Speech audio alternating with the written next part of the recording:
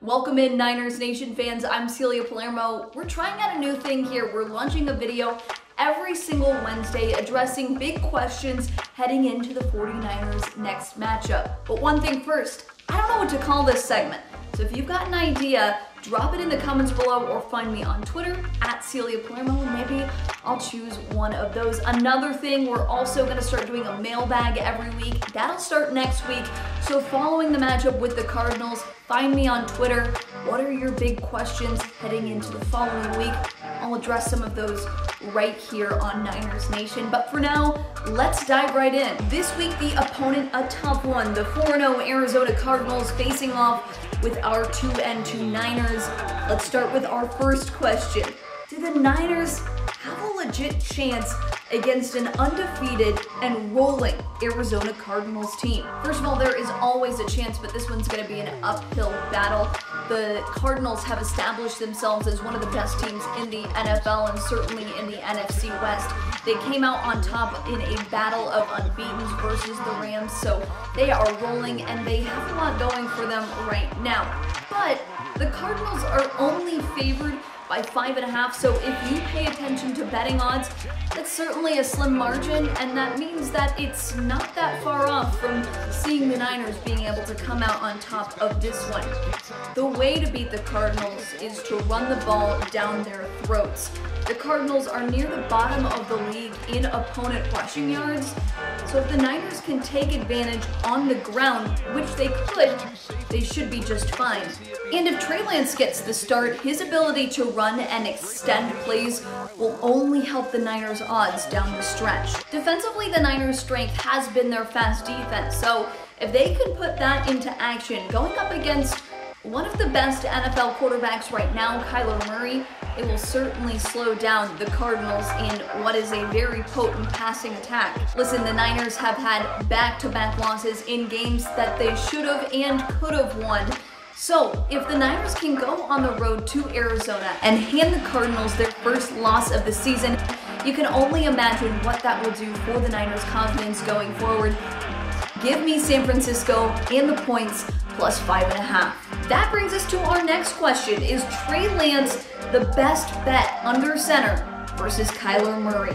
Listen, Kyler Murray has already established himself as an early contender for NFL MVP, so to put him and Trey Lance in the same conversation, well, it really just isn't fair to either party.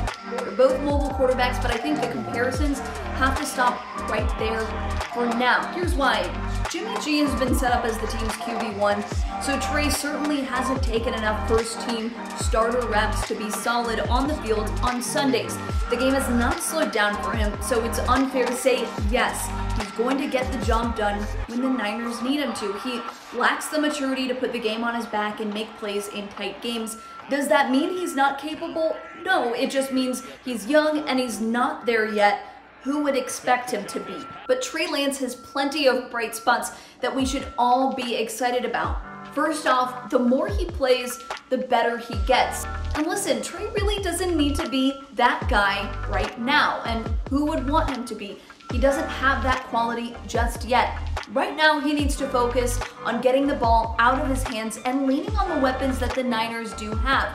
Lean on those more experienced players, lean on the veterans, ask them to do their jobs while he waits for the game to slow down for him and he really just absorbs everything like the sponge he should be right now. So is he the best bet for the Niners this week in particular? Well, I'm not sure there's a right answer to that question.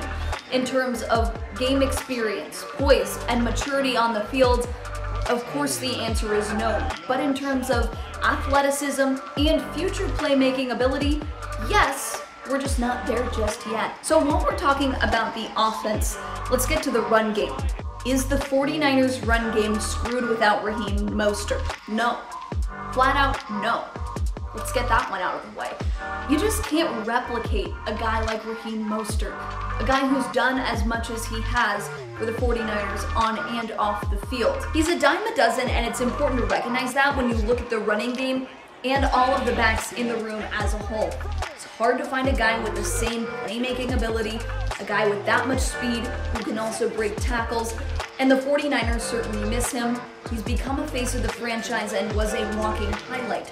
But to say the run game simply won't and can't be a factor without Mostert isn't fair, and it's also just not true. And right now that's Eli Mitchell and Trey Sermon. Eli Mitchell is no slowpoke. He clocked a 4.3 40 at his pro day, which places him among the 96th percentile. The only guy to top that on the roster is Mostert. He's the team's leading rusher with 146 yards on 36 carries. That's That's about 4.1 yards per carry. Not quite Raheem's 5 yards last season, but that's not all that far off either. Let's look at Trey Sermon too.